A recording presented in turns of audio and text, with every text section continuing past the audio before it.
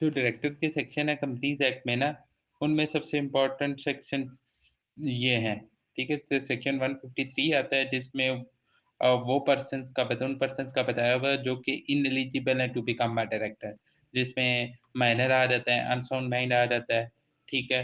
Undischarged insolvent आ जाता है, ठीक है? पर्सन लैकिंग फिड्यूशियरी बिहेवियर वाला आ जाता है, defaulter in repayment of loan आ जाता है, ठीक है? अगर ये पर्सन होंगे ये डायरेक्टर बन ही नहीं सकते, ठीक है?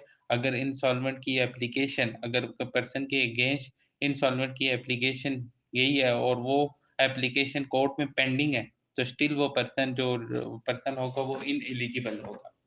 ठीक है? इसी तरह अगर मेंबर होगा ना तो मेंबर होना ज़रूरी है डायरेक्टर बनने के लिए, अगर वो मेंबर नहीं होगा तो वो डायरेक्टर नहीं बन सकता, लेकिन इसकी कुछ एक्सेप्शंस है। पहली एक्सेप्शन ये टाइम या 2 एक्सेप्शन तो इम्पोर्टेंट है, वो याद रखनी है। वो ये है कि होल टाइम डायरेक्टर अगर आपने अपॉइंट किया हुआ है, जो कि एम्प्लॉयी है कंपनी का, तो उसके लिए ज़रूरी नहीं है कि वो कंपनी का मेंबर भी हो। इसी तरह चीफ एग्ज़ीक्यूटिव ऑफ़िसर भी आप बाहर से अपॉइंट कर सकते हो और उसका मेंबर होना ज़रूरी नहीं है, ठीक है? इसी तरह अगर पर्सन जो रिप्रेजेंटिंग कर रहा है क्रेडिटर को, ठीक है? उसको भी आप डायरेक्टर अपॉइंट कर सकते हो, ठीक है? उसके लिए भी मेंबर होना ज़रूरी नहीं है। इसी तरह अगर एक पर्सन है जो कि कंपनी को रिप्रेज़ेंट कर रहा है क्योंकि आपकी कंपनी में एक कंपनी ने शेयर होल्डिंग दी हुई है, ठीक है? उस कंपनी ने वो कंपनी खुद तो डायरेक्टर नहीं बन सकती, किसी मेंबर को बनाएगी, किसी पर्सन को बनाएगी, किसी नेचर पर्सन को बनाएगी।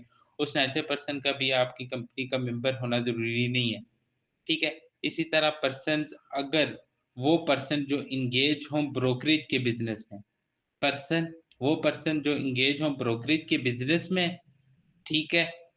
और या उस पर्सन की स्पाउस या का स्पाउस या उसका हस्बैंड या बीवी जो भी हो जाएगा रिस्पेक्टिवली, अगर वो भी ब्रोकरेज के बिज़नेस में एंगेज है ना, तो तब भी वो इनएलिजिबल है टू बिकम अ डायरेक्टर, ठीक है? प्लस ये चीज़ देखनी है कि वो दोनों ड जो स्पाउस हैं या डायरेक्टर्स हैं ना, वो दोनों किसी ब्रोकरेज बिज़नेस में डायरेक्टर, स्पॉन्सर या ऑफिसर भी नहीं होने चाहिए।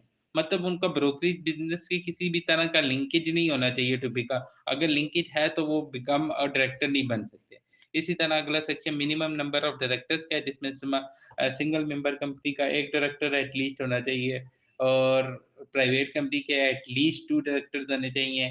इसी तरह पब्लिक अनलिस्टेड के एट लीस्ट 3 डायरेक्टर होने चाहिए। 1, 2, 3 हो गया और 7 लिस्टेड कंपनी के एट लीस्ट 7 डायरेक्टर्स होने चाहिए। ठीक है? लेकिन ये बात याद रखनी है कि जो पब्लिक इंटरेस्ट कंपनी होगी ना, उसमें फीमेल की भी रिप्रेजेंटेशन होनी चाहिए। ठीक है?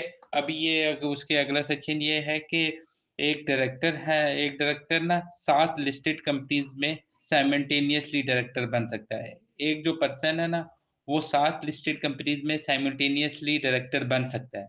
ठीक है? लेकिन इस डायरेक्टरशिप को काउंट करने के लिए ना अगर एक पर्सन एबीसी लिस्टेड कंपनी में डायरेक्टर है और एक्स-वाई-ज़ेड उस लिस्टेड कंपनी की सब्सिडियरी है और एक्स-वाई-ज़ेड खुद भी लिस्टेड कंपनी है, ठीक है?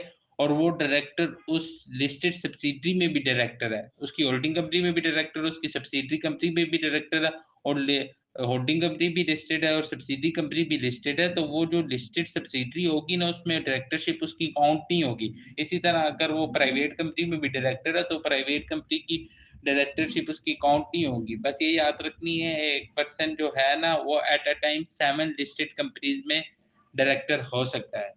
इसके बाद हमने ये पढ़ना है कि फर्स्ट डायरेक्टर्स, ठीक है? फर्स्ट डायरेक्टर्स कौन अपॉइंट करेगा? जो मेमोरेंडम सब्सक्राइब करता है वही फर्स्ट डायरेक्टर अपॉइंट करेगा, ठीक है?